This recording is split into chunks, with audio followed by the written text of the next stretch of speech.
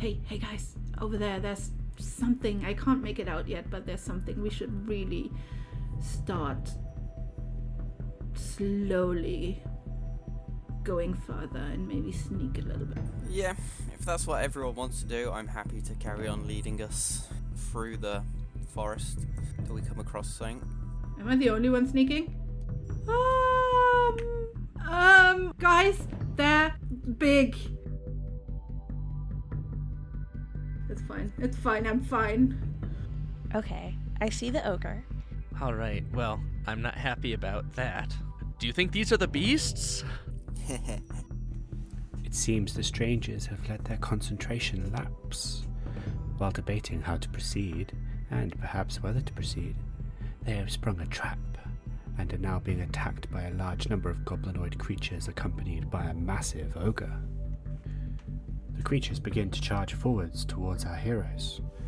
Their instincts kick in almost immediately, and within moments they are spread out ready to meet the enemy. Theo finds a spot to take shots from afar, whistling off arrows with near precision accuracy. Fingers and Yari charge up the hill to meet a group of closer goblinoids. Yari's axe seems to be one with the dwarf.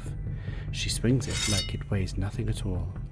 The goblinoids try their best to block and parry her strikes, but their makeshift swords and spears are no match for her superior strength and training. She cuts down two of the creatures with almost no effort at all. The body is crumpling to the ground. Fingers, more subtle and deliberate with her combat skills, pulls out her daggers and starts to strike deftly at weaknesses in the creature's rudimentary armor. The goblins fall at her feet as she slices and stabs her way through the attackers. Meanwhile, Raza faces the biggest challenge. The ogre charges straight towards him and swings its massive club down on him. However, Raza's natural grace and dexterity allows him to dodge the lumbering blow. He moves in close and unleashes a flurry of blows with his feet, while also getting in a few nasty hits with its staff. The ogre itself seems generally unfazed, but it soon becomes clear that the blunt force of the blows is taking its toll. The ogre's attacks become more ponderous and a lot more vicious. Theo, up on his hill, scores 2 quick kills, headshots coming easy early on. As the rest of the enemy group moves in towards Raza, however, it gets harder for him to get a clean aim.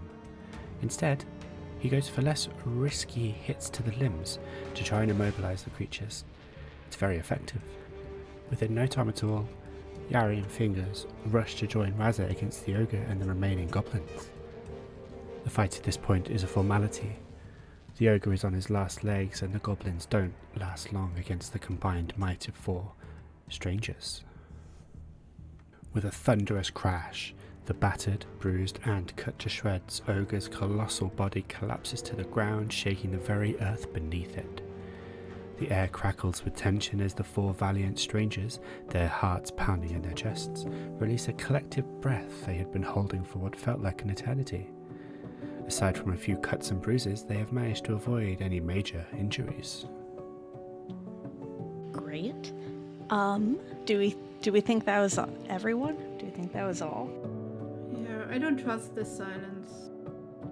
They were more creatures than beasts, and we've got rid of them. And if it's not, we didn't travel that far. Alright, let's go back. Go back? And we should collect our money and then see if these were the beasts they were talking about, even if they weren't beasts per se. I am not going to do free jobs for them. Basically, money. Food. Money equals food. I agree. Let's do that. I don't see how money does equal food, but okay. There's also free food in town if you're willing to look for it. The debate continued for a while on whether the strangers should return to the town of Winter or continue forwards into the unknown.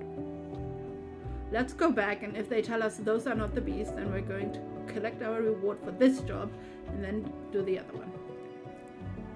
As the adrenaline settles in the hearts of the strangers, they collect a few tokens of victory from the dead before turning back towards the town of Winter and their warm, if unfurnished, house.